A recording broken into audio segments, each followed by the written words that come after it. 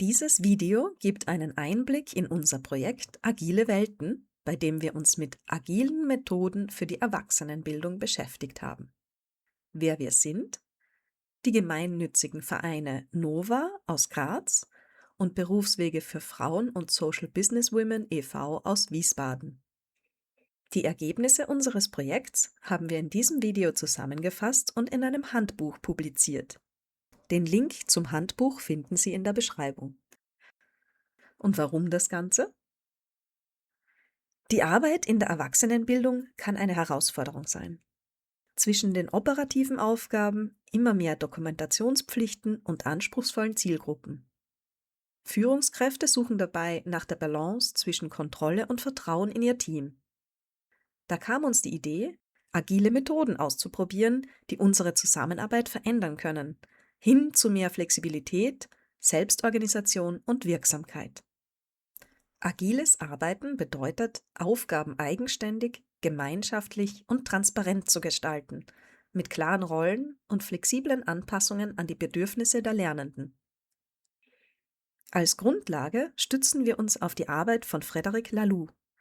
Er hat in seinem Buch Reinventing Organizations 5 Elemente als Grundlage für Zusammenarbeit in selbstorganisierten Teams definiert. Erstens: Rollen definieren und Aufgaben verteilen. Also, was gibt es zu tun und wer macht es? Zweitens: Entscheidungen finden. Wie entscheiden wir und wer darf mitentscheiden? Drittens: Konfliktmanagement. Wie können wir Konflikte vermeiden oder konstruktiv mit ihnen umgehen? Viertens: Qualität der Arbeit. Was ist unser Maßstab und wie erreichen wir unsere Ziele? Und fünftens: Transparenz. Alle müssen Zugang zu den Informationen haben, die sie für ihre Aufgaben brauchen. Alles davon ist nötig, damit die Selbstorganisation funktioniert. Die Bereitschaft, auf ein gemeinsames Ziel hinzuarbeiten. Eine Atmosphäre, in der Teammitglieder sich sicher fühlen und alle die Verantwortung für gemeinsame Aufgaben und Ergebnisse tragen. Wir haben uns damit auseinandergesetzt, wie psychologische Sicherheit entsteht oder genauer, welche Faktoren von innen und außen sie beeinflussen. Förderlich ist es, wenn eine Person ihre eigene Selbstwirksamkeit spürt und bereit ist, anderen im Team zu vertrauen. Außerdem eine vertrauensvolle Unternehmenskultur und Offenheit im Team. Hemmend für ein Sicherheitsgefühl ist es, wenn Angst und Scham vorhanden sind und der innere Kritiker laut wird. Von außen kann eine starke Hierarchie, ständige Bewertung und Intransparenz am Arbeitsplatz ein Gefühl der Unsicherheit erzeugen. Psychologische Sicherheit ist jedenfalls die Bedingung für und die Folge von agilen Unternehmens- und Arbeitsorganisationen.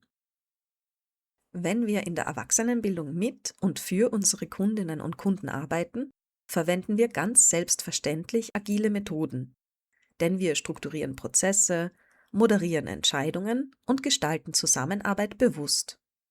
Doch im eigenen Teamalltag vergessen wir oft, diese Werkzeuge auch für uns selbst zu nutzen.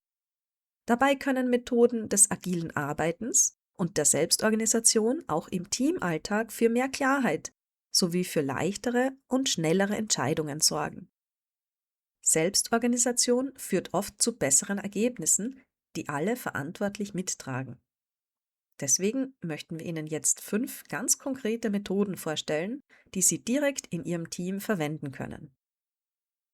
Erstens: die Rederunde. Hier geht es um gleichberechtigte Beteiligung.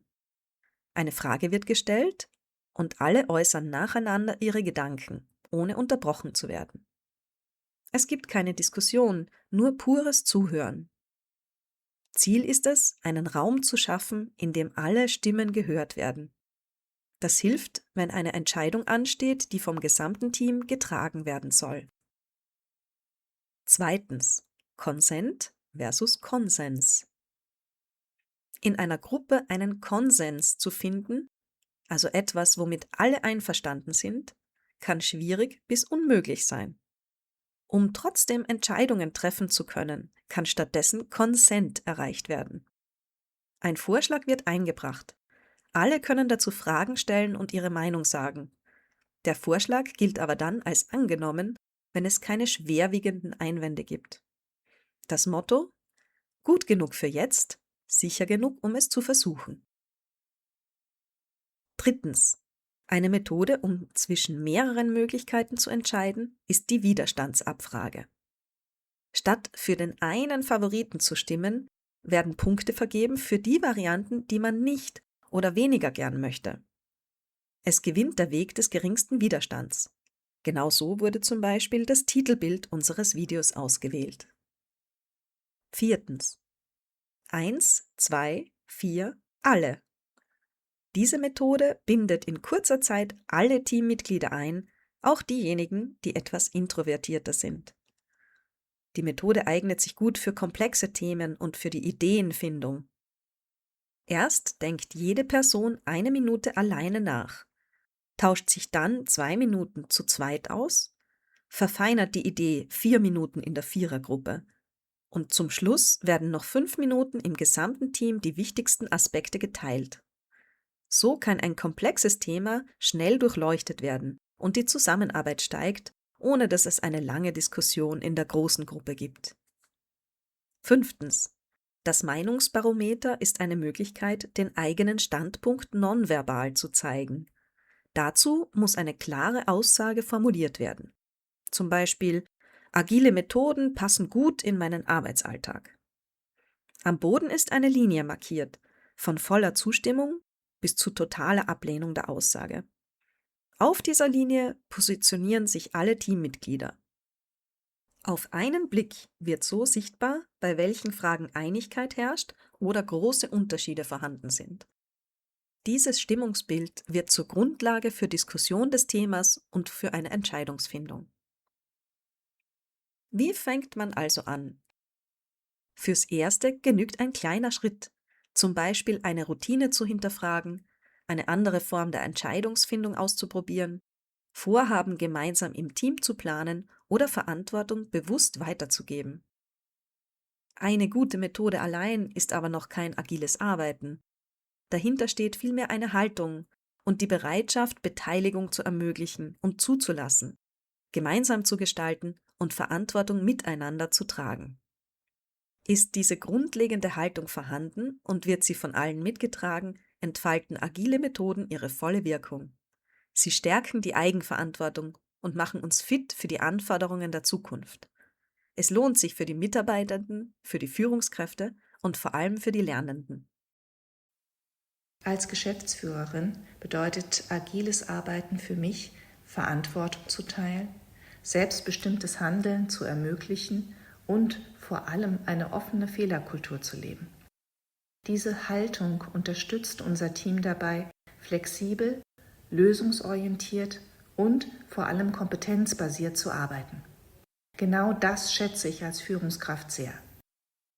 Als großer Fan partizipativer Zusammenarbeit war ich sofort fasziniert von den Ideen rund um agiles Arbeiten und Selbstorganisation in Teams. Besonders bereichernd war es, diese Ansätze bei Nova und in den Workshops im Rahmen des Projekts nicht nur kennenzulernen, sondern gemeinsam auszuprobieren und somit Leben zu füllen. Die dabei gesammelten Erfahrungen haben mich nachhaltig davon überzeugt, wie wirkungsvoll, effizient und zugleich motivierend diese Art zu arbeiten sein kann. Seit dem Projekt weiß ich, dass ich nur noch so arbeiten will, eigenverantwortlich und selbstorganisiert. Als selbstständige Beraterin bin ich dafür ohnehin intrinsisch motiviert. Ich bin erst später zum Projekt gestoßen, habe dann aber gleich bemerkt, dass unser Team schon länger agile Methoden einsetzt. Ich finde es sehr positiv für die Teamkultur und fühle mich bei der Arbeit wertgeschätzt und gebraucht. Als ich damals das Konzept der Selbstorganisation in dem wunderbaren Buch von Frederic Laloux, Reinventing Organizations, entdeckt hatte, erschien es mir wie ein Ausweg aus einem System, wo Menschen in einem hierarchischen Strukturen an ihre verschiedensten Grenzen kommen. Das war fast wie eine Erlösung, fühlte sich das an, dass es einfach auch noch eine ganz andere Art gibt, miteinander zu arbeiten und auch aufeinander zu schauen.